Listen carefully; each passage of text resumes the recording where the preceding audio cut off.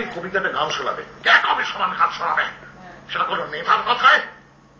এত বড় সাহস আছে কার? আমি একটা প্রফেশনাল লোক, আমার লোকে পয়সা দিয়ে গান শোনে, আমি কোন নেতার কথায় নাচিয়া কোনোদিন নাচিনি। এবারে এর সঙ্গে মমতা বন্দ্যোপাধ্যায়ের কিন্তু কোনো চুক্তি, মমতা না একদিনের জন্য বলেননি, মুকুল রায় একবারের জন্য বলেননি। এই কবিতাটা গান শোনাবে, কবে সমান কাজ শোনাবে, সেটা কোনো নেতার কথায়? এত বড় সাহস আছে কার? আমি একটা প্রফেশনাল লোক, আমার লোকে পয়সা দিয়ে গান শোনে, আমি কোন নেতার কথায় নাচিয়া কোনোদিন নাচিনি। এবারে এর সঙ্গে মমতা বন্দ্যোপাধ্যায়ের কিন্তু কোনো চুক্তি, মমতা না একদিনের জন্য বলেননি, মুকুল রায় একবারের জন্য বলেননি, আমায় দীনেশ ত্রিবেদী বা সৌগত রায় বা কেউ একবারের জন্য বলেননি, বা গোবিন্দ নস্কর দাদা একবারের জন্য কেউ বলেননি। কিন্তু স্থানীয় নেতা, এবার আমি নাম করে বলছি, আমার এছাড়া উপায় নেই। তার কারণ আমার কাজ হলো সিপিএম কে হারানো, মমতাকে জেতানো, এটা আমার একটা কাজ।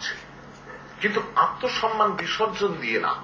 এবারে আমার দলের স্থানীয় নেতারা বাধা দিচ্ছে, কিছু করতে গেলেই আবার সেই ঘুরে ফিরে আমার চরিত্র হনন, আমার অমুক তমুক করে যাতে কাজটা না হয়, এবং সমান দলের মধ্যে ভেদ হয়েছে, ভেদাভেদ হচ্ছে।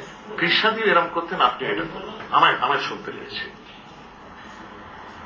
উনিও কাজ মানে ওকেও বেরোতে হতো না, আপনি বেরোবেন না, আপনি বাড়িতে থাকবেন, আমরা করে দেবো।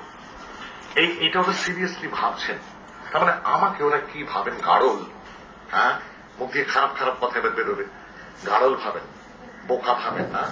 না না, এক গোছানোর জন্য আমরা হাতে দিয়ে বললাম চললাম, এভাবে তো আমি যেতে পারি না, আমি যেতে পারি না। কিন্তু আমি খুব খুশি হব যদি আমার স্পিকার মহোদয় বা মাননীয় প্রধানমন্ত্রী বা আমার মাননীয় দলনেত্রী বলেন তুমি চলে যাও, কারণ আমার মতো লোকের এখানে জায়গা নেই।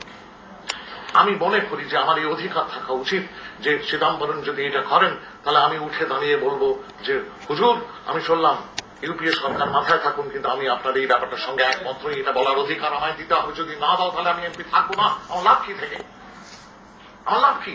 তাহলে কিসের গণতন্ত্র? আই এম নট এ তৃণমূলাইট in that sense, it is not my cup of tea. All I want is CPM should go and Mamata should become the chief minister. How? And how? আমি জানি না।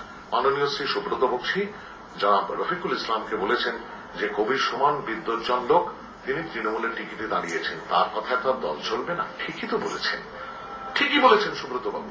তাহলে তার কথায় কি চলবে? কিছুই চলবে না। উন্নয়নের কাজটুকু না, সেটাও পঞ্চায়েত সমিতি, জেলা পরিষদ এরা ঠিক করবে, এবং শোভন চট্টোপাধ্যায়রাই করবেন, সাধারণ মানুষ ঠিক করবে না।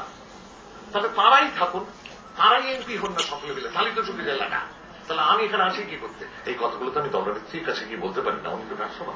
চেষ্টা করেছিলেন, আমি একবার দুবার চেষ্টা করেছি, আমি বলছি, আমি বলতে বাধ্য হচ্ছি, তার কারণ এটা আমি আবার বলছি, এটা তৃণমূল বলেই বলতে পারছি, সিপিএম হলে পারতাম না।